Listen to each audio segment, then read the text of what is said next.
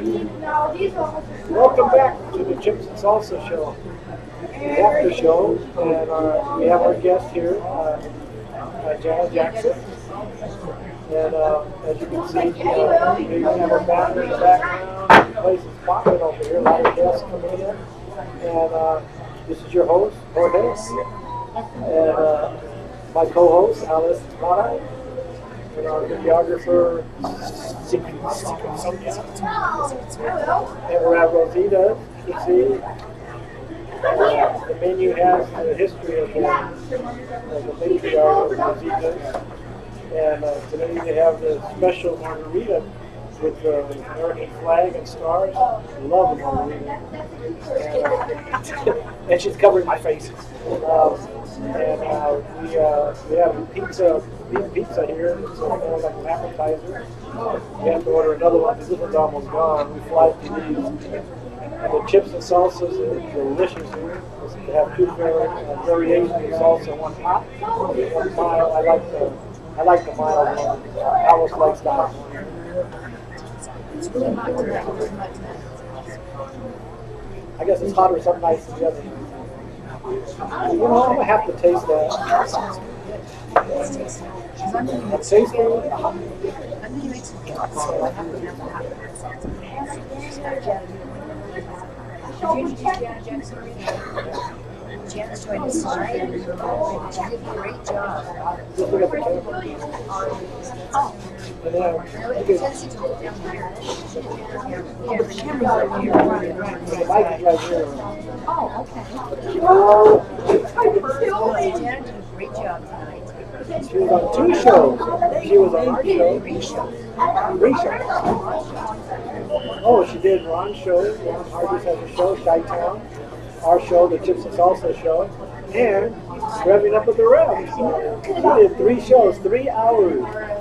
Are you tired? Oh no, I can still go. Janet Jackson, running for Maricopa County Superintendent of Schools. Please, I need your vote. Yes.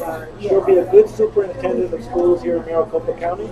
Her rival running against her doesn't have a chance. I don't think. But she still has to campaign to get the office. And she'd make a good superintendent. We're also on Facebook. So if you tune in to Facebook, on the Chips and Salsa Show, you will see it's being filmed on Facebook and YouTube. So, and then you can transfer the filming of Facebook from the Chips and Salsa to your page. So it blasts the waves. We're everywhere. We're everywhere, yeah. It's kind of scary. Divulging secrets. No secrets, no secrets. We won't divulge all the secrets. But you can go to the Chips and Salsa Facebook, Chips and Salsa Show Facebook site.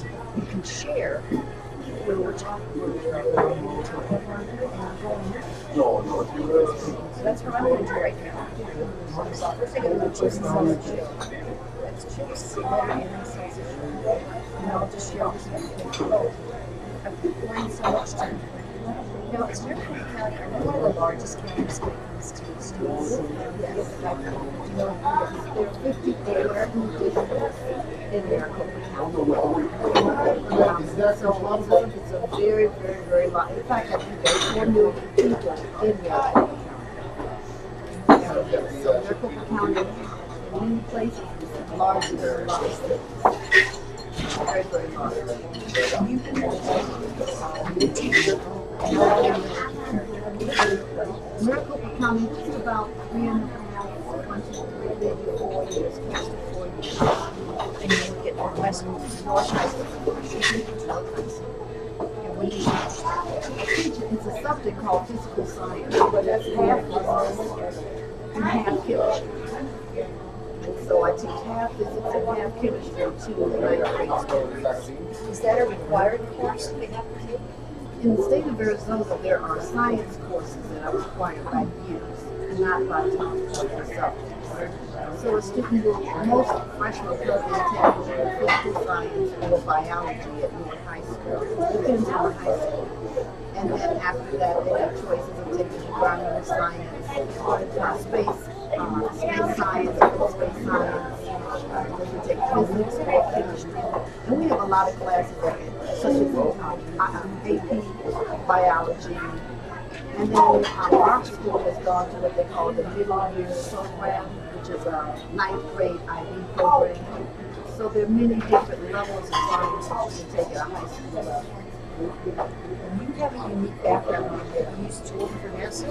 Yes, my first degree was a bachelor's degree, and that degree was in K-12 science teaching. And what that degree states is that when I graduated with that degree, I could basically teach any science at any school from kindergarten to 12th grade. So some people don't understand that sometimes degrees are very specialized, and I started with a specialized degree. And the thinking behind the university is that because we have so few teachers, we could actually prepare one teacher to teach just about any subject that's taught kindergarten to 12th grade. So that's how I started. So I have a K-12 science teaching with an emphasis on environmental science, and they also wanted their students to have a highest degree, not a science teaching degree. So my emphasis at that beginning point was on environmental sciences. And then I went from there into different sciences, but I stayed within the teaching. And then I rewrote and I started to write curriculum. So that's how I actually started as an aerospace specialist in NASA. Just having creative ways of implementing different kinds of sciences so that people could understand, students could understand, and teachers could understand. As a person, I hated science because I always thought it was too hard. I can't do it. And I had some good teachers. It was good to me. I think I learned a lot. Yeah. And later as I got older, what is stuff? Why don't I just get into it?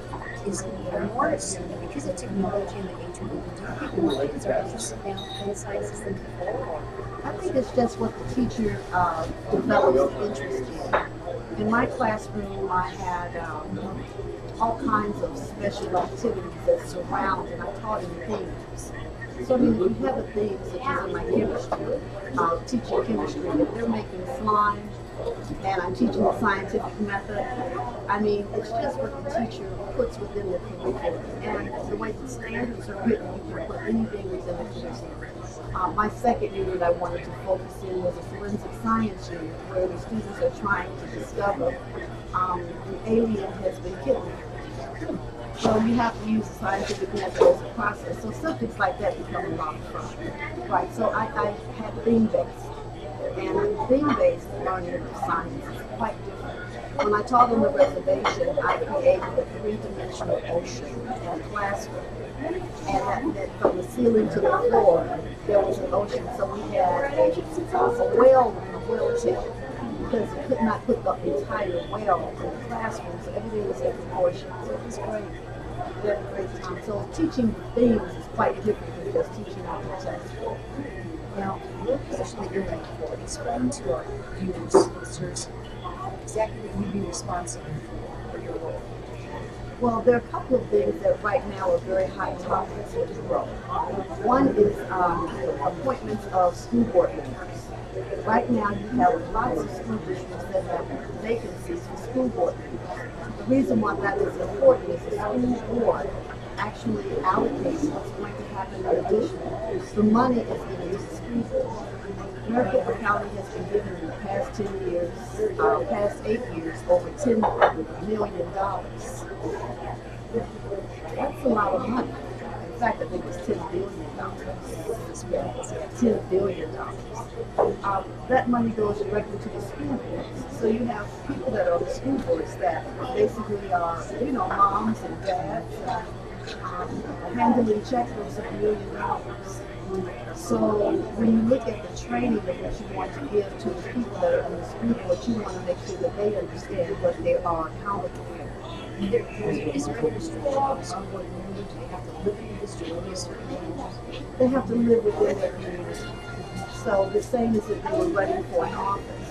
When you run for an office such as school board, you have to live within the area that you are going to run. So that's like for people that want that. That's it, right? You have to live, as my father would say, you should live in the community you serve. So in running for school board, you have to live within your community.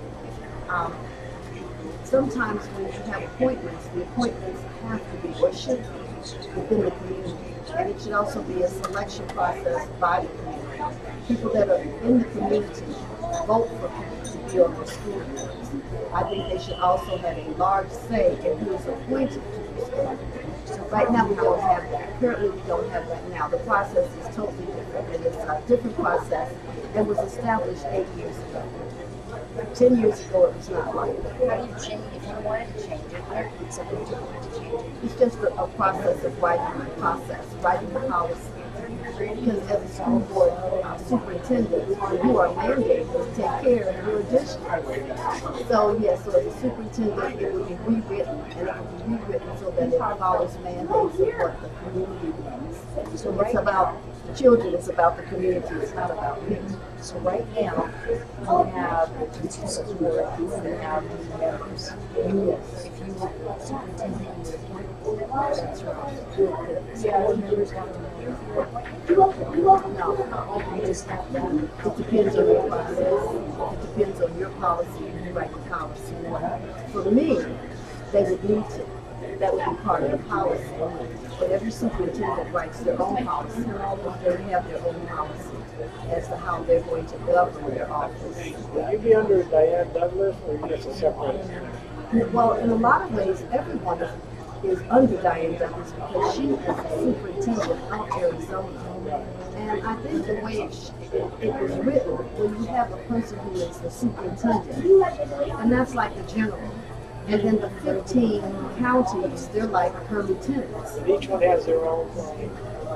Yes, and so I would be proud to be one of Diane Douglas's lieutenants. I think that she deserves the support, and I would like to be a person that will support her. And in that support, it doesn't mean that I will agree with everything that Diane Douglas has said, but as a lieutenant, I would respect what she says. And then we should be able to have a dialogue as to why I agree or disagree. Why are they giving her such a hard time about Common Core? Because they don't want to change it? You know, I don't know what the logic is behind what's happening with Common Core. I only understand Common Core just as the teacher and as a parent. Diane Douglas went into her office wanting to make change, and sometimes being a change agent is very, very difficult if you don't have support. It's like the kids in school when they're being bullied. You know, bullies are usually those that will catch someone alone. Not saying that she was bullied, but what I'm saying is that Diane Douglas, to me, as a citizen, I see her as standing in office. If I have an opportunity to be one of her lieutenants, I would be a good lieutenant. Because the governor came and was against her from the beginning. It's like, Right. I like the governor, but it just. I don't know what happened. I don't know what happened between the two, but I know that they are both from the same party. Yeah, that's really weird. And because of that, I would like to be a part of maybe even being part of that group. I just think we all need to work together. We have a person who is going to be running for president, and that president is going to elect the Supreme Court justices. And that's going to affect my children, my grandchildren, and their children. My great-grandchildren will be affected. We as Republicans have to stay together. And he wants to get rid of Common Core. Right. Supreme Commander. Yes. I'm not sure what happens, but I do know if I am superintendent, I will advocate for a bridge. And I will advocate for what the citizens in Maricopa County want. And this is almost like the delegates. You know, right now, they are going to support Trump. Well, I'm going to support my leader.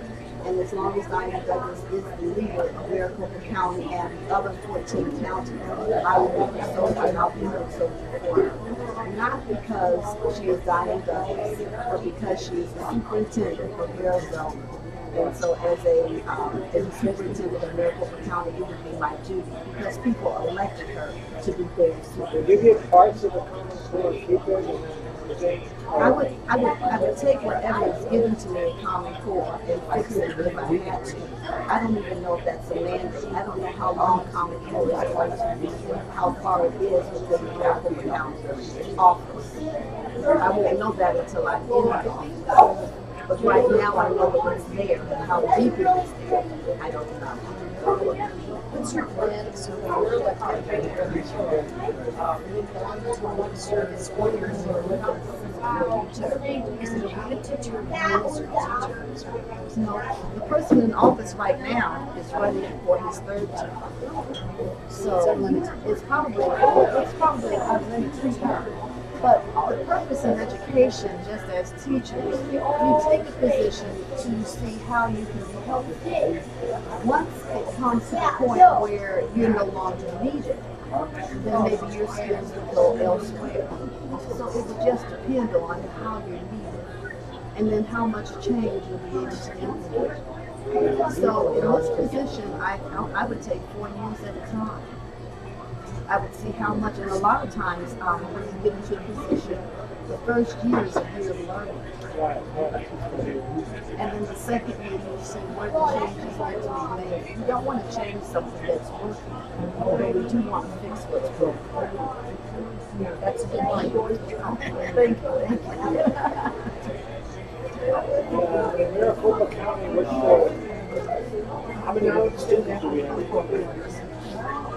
I'm not sure, that's a hard question. I'm not quite sure, but I know there are 4 million people in Maricopa County.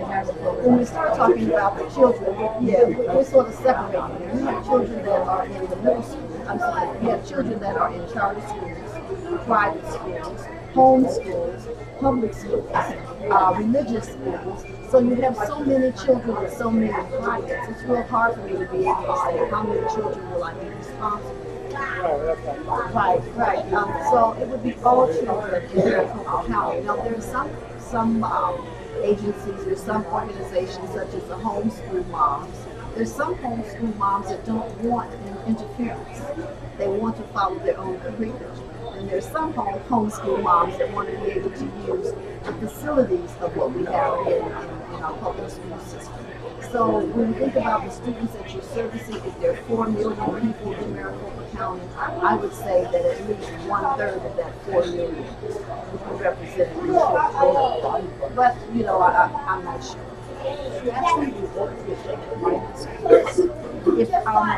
If it is, I would like to see a county that takes care of their children. Now, I wouldn't interfere. We interfere in homeschool when they don't want to be, I wouldn't interfere. It's more of a coaching task. Right. Because I cannot see turning down anyone that wants to seek help in Maricopa County when it comes to educating their children. I think even if it means that I would have to go to our legislators and advocate for whatever their needs are. But I would be a spokesperson and I would advocate for the needs of children. See, this county position is not, it's about children, but because it focuses on children, it focuses on administration. And so basically, the Maricopa County is administration. The Department of Education with Diane Douglas focuses on children and curriculum. This position would only be to enhance what she has, or to support her in what she has, through various things like grants. She is not Well, she asked her, she's smart. Yeah, she's very, very neutral. But she did sign my petition. She's very, very neutral. She is not taking a stance, but I really like Diane Douglas. And I just want my, we have different backgrounds. Our backgrounds are very different. I feel as if my background would balance her. That my background would give to her a piece of her puzzle that she probably does not have in the county government. So I really do think that I will be able to support her. Be able to support her. I really like that. Give our respects for information so somebody wants to help you out. I always tell everybody if you don't want to run for office, I run for office and you don't run for office, you work on a campaign and experience it. Because you have no idea. It's so much work. Even the smallest level of campaign, it's so much work. on water. It is a full-time job. So the audience ways they can reach out to you. You can reach out and help me. You can send me. I have a website, and the website is Jana at Jackson Jackson for countysuperintendent.com. So that's Jana at Jackson for countysuperintendent.com. And I would love to have just lots and lots of volunteers. If we have lots of volunteers, we'll be able to really impact this county. And you can also go to my website, Jackson for County Superintendent. And on my website, there's a button, donate button. And if people could donate just $2, $5, if I could just get people to donate $5, and that would increase my likability of being able to be seen throughout Maricopa County on a sign. So I am asking for funds. Go to that website and push that donate button, and then donate as much as you can, because it's not for me, it's a donation for our kids. Where's your next event that you'll be speaking? My next event I'm going to be speaking at the Paradise Republican Women's Club next week. And where else am I going to be? There's so many places that I actually really confused. It's on the website. So if you want to know where I'm going to be speaking, it's on the website. And I do different kinds of presentations. I even sing in the presentations. I mean, She does. She does. they're a little different. I want them to be enjoyable. I want to give a lot of information, and I want people to know about me, to know who wants to be their superintendent. I think it's important. If you're voting for me, then I really want you to know me, the person. So please go to my website and send me an email. And you can also send me an email. You can write a comment on my website. I think you would love Janet Jackson when you meet her. She's true, she's down to earth, and she will represent the students and the public in a proper way. Again, we've been taping this from Rosita's, our sponsor for the Chips and Salsa show on KFNX AM, and also we do a Saturday show that we just finished with Janet Jackson. And she will be on our Friday show in the future. Remember, patronize our sponsor, Rosita's Fine Mexican Restaurant here in Tempe and also in Mesa. Their food is delicious, their chips and salsa are free, and margaritas are to die for. So, again, we thank you for tuning in, and we'll see you next Saturday and next Friday. Bye. Bye.